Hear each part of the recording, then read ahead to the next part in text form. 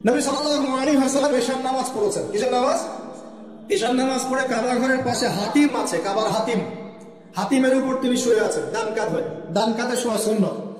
ডান কাতে শুয়ে আছেন, তন্দ্রা ভাব, পরিপূর্ণ ঘুম আসে নাই। নবীদের কিন্তু ঘুম নাই। নবীদের ঘুমটাও কিন্তু, নবীদের ঘুমের মধ্যে যা আসে আল্লাহর পক্ষ থেকে সেটা ওহী। নবীদের দেহ ঘুমায়, অন্তর কিন্তু ঘুমায় না, মনে রাখবেন। নবীদের কি ঘুমায় না? কলব, অন্তর কিন্তু ঘুমায় না, মনে রাখবেন। এবার তিনি শুয়ে আছেন, হঠাৎ দুইজন ফেরেশতা আসলেন। কয়জন ভাই? একজন জিবরাইল আলাইহিস সালাম, একজন মিকাইল আলাইহিস সালাম। এসে নবী সাল্লাল্লাহু আলাইহি ওয়াসাল্লামকে আস্তে করে জাগিয়ে দিলেন। জাগিয়ে নবী সাল্লাল্লাহু আলাইহি ওয়াসাল্লামকে হাত ধরে নিয়ে যাচ্ছেন। কোথায়? পাশে জমজম কূপের পাশে। পাশে জমজম কূপ আছে, দেখেছিলেন না? যারা হজ উমরা করে আসছেন ওটা দেখতে পারবেন। এই জমজম আগের মতো তো আর নাই, একটা আইডিয়া পাবেন আর কি। জমজম কূপের পাশে নিয়ে গিয়ে নবী সাল্লাল্লাহু আলাইহি ওয়াসাল্লামকে আবার আস্তে করে শুয়ে দেওয়া। এই যে পুরো ঘটনাগুলো ঘটে যাচ্ছে না, এগুলো কিন্তু মুহূর্তে ঘটে যাচ্ছে। মানে পুরো বিশাল ঘটনা ঘটে যাওয়ার পর দেখা যাবে ওই অজুর পানি কেবল গড়িয়ে গড়িয়ে যাচ্ছে, এখনো শেষ হয়। মানে সময়কে নিয়ন্ত্রণ করে। পৃথিবীর সময়ের ফ্রেম আর আল্লাহ পাকের টাইম ফ্রেম এক নয়। আল্লাহ পাকের টাইম ফ্রেম টোটালি ডিফারেন্ট, আমাদের টাইম ফ্রেম আলাদা, মনে থাকবে। এখানে কিন্তু অনেক নাস্তিক অনেক প্রশ্ন করতে পারে।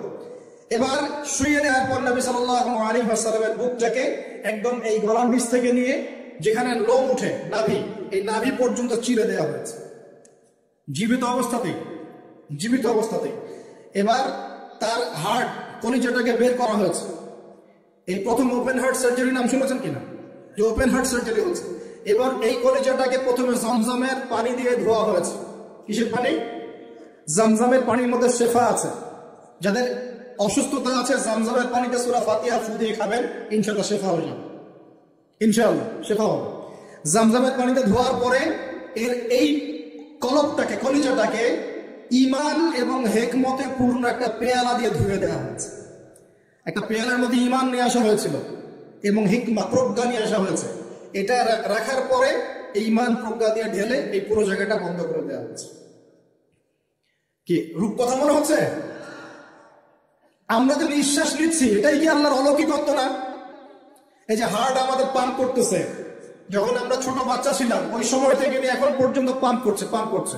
এক সেকেন্ডের জন্য কি থেমে গিয়েছিল? এটাই তো অলৌকিকত্ব। যে আল্লাহ আমাদেরকে বাঁচায় রাখতে পারেন, সে আল্লাহর পক্ষে এগুলো করা কি অসম্ভব কিছু? আচ্ছা, এবার নবী সাল্লাল্লাহু আলাইহি ওয়াসাল্লামকে একটা বাহনের মধ্যে উঠানো হচ্ছে। বাহনটার নাম বোরাক। কি নাম? বোরাক।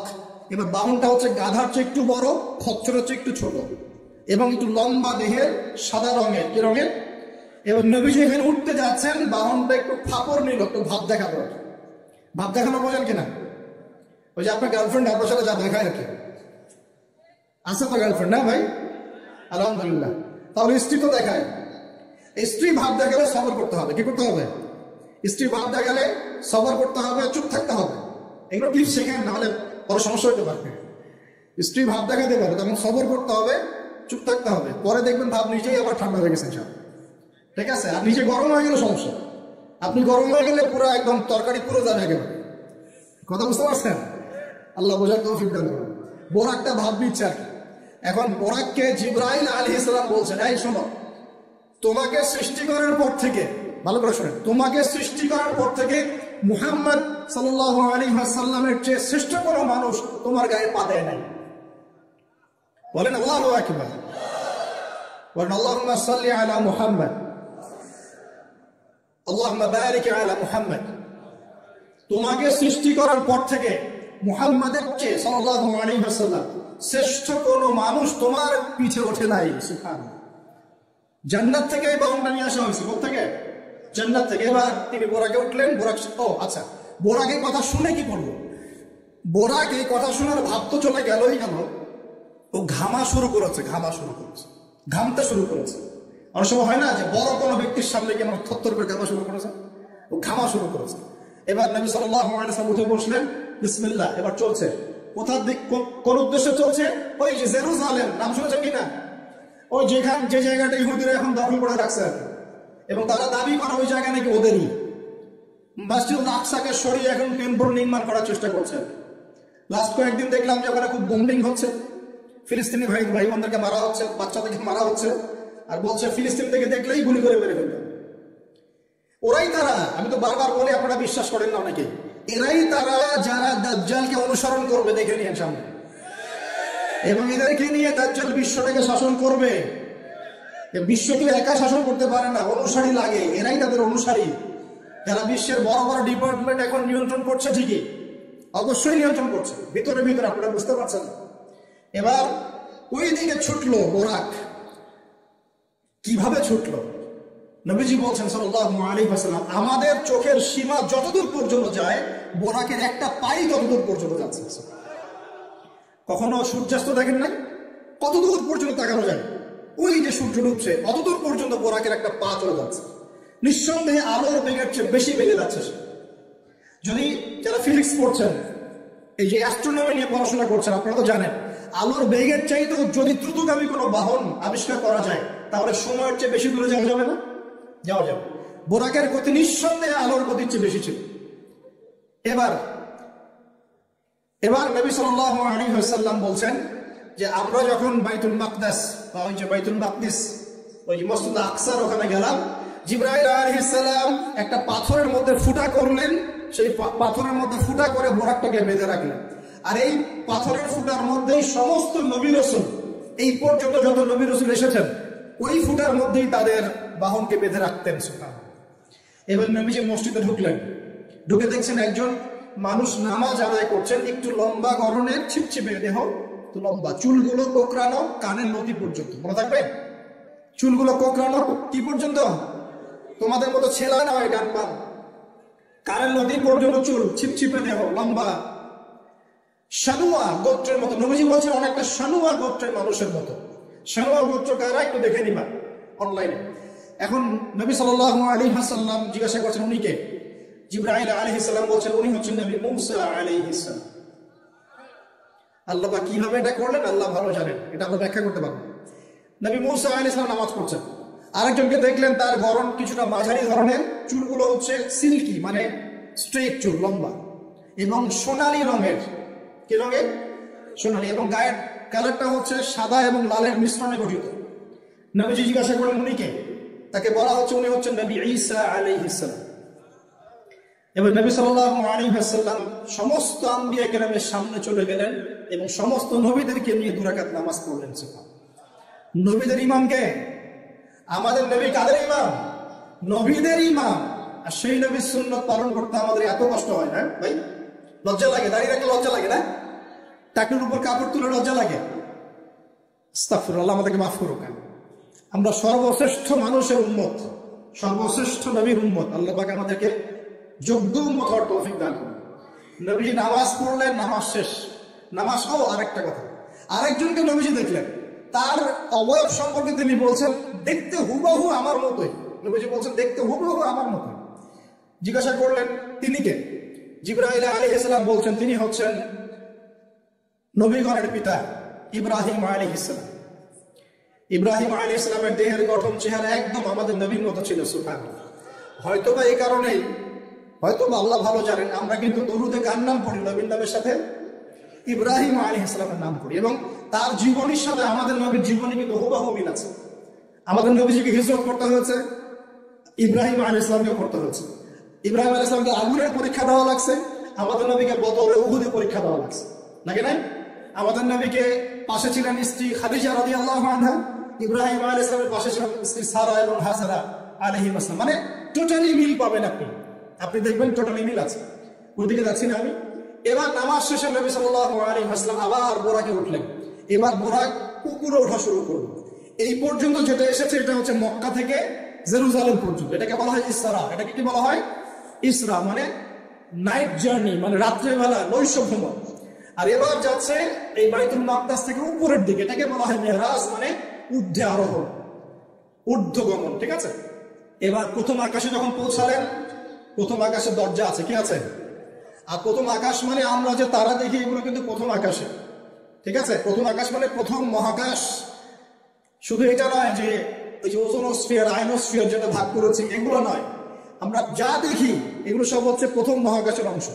এখানে দরজা আছে একটা, আমরা দেখতে পারি না। এখানে গিয়ে জিবরাইল আলাইহিস সালাম দাঁড়িয়ে গেলেন, নবী সাল্লাল্লাহু আলাইহি ওয়াসাল্লাম দাঁড়িয়ে গেলেন।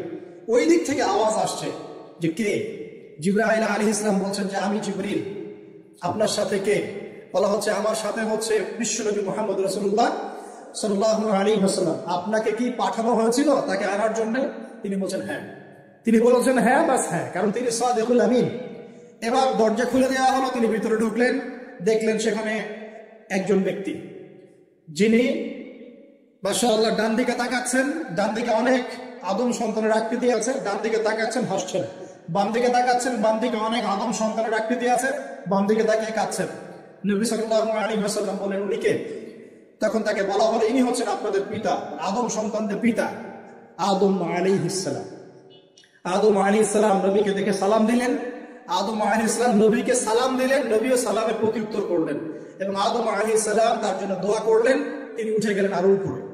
এবার দ্বিতীয় মহাকাশে যখন চলে গেছেন, এই দ্বিতীয় মহাকাশ পর্যন্ত সায়েন্স যেতে পারে না, কেউই পারেনি, আল্লাহ রাসূল সাল্লাল্লাহু আলাইহি ওয়াসাল্লাম ছাড়া। এখানে গিয়ে তিনি দেখলেন সিমিলারলি দুজন বসে আছেন। কয়জন? দুজন। এবং দুজন এর পরিচয় জিজ্ঞাসা করলে জিবরাইল আলাইহিস সালাম বললেন ইনি হচ্ছেন ঈসা আলাইহিস সালাম আর ইনি হচ্ছেন ইয়াহইয়া আলাইহিস সালাম। দুজনের মাঝে কি সম্পর্ক? খালাতো ভাই। কি সম্পর্ক? খালাতো ভাই। এখানে বলার আগে দুজনের মিলটা কি? এই দুজনকেই ইহুদিরা হত্যা করার চেষ্টা করেছে। ঈসা আলাইহিস সালাম এবং ইয়াহইয়া আলাইহিস সালাম উভয়কেই কারা হত্যা করার চেষ্টা করেছে?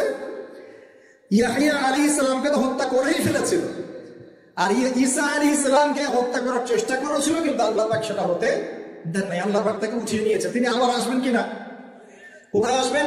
সিরিয়ায়। কেন আসবেন? কারণ তিনি এই পৃথিবী থেকে দাজ্জাল এবং তার সমস্ত বাহিনীকে মেরে ফেলবেন ইনশাআল্লাহ, এবং প্যালেস্টাইন থেকে সারা বিশ্বে 40 বছর রাজত্ব করবেন ইনশাআল্লাহ। এটা হবে কিনা? বিশ্বাস আছে তো ইনশাআল্লাহ? এটা হবে ইনশাআল্লাহ। এরপর সামনে যান, তৃতীয় আসমানে উঠলেন। সেখানে দেখছেন একজন ব্যক্তি যাকে এই পৃথিবীর অর্ধেক সৌন্দর্য দেওয়া হচ্ছে। নবীজি বললেন তিনি কি? এত অপরূপ সুন্দর। তখন নবী সাল্লাল্লাহু আলাইহি ওয়াসাল্লামকে বলা হচ্ছে তিনি হচ্ছেন ইউসুফ আলাইহিস সালাম, যাকে এই পৃথিবীর অর্ধেক সৌন্দর্য দেওয়া হচ্ছে।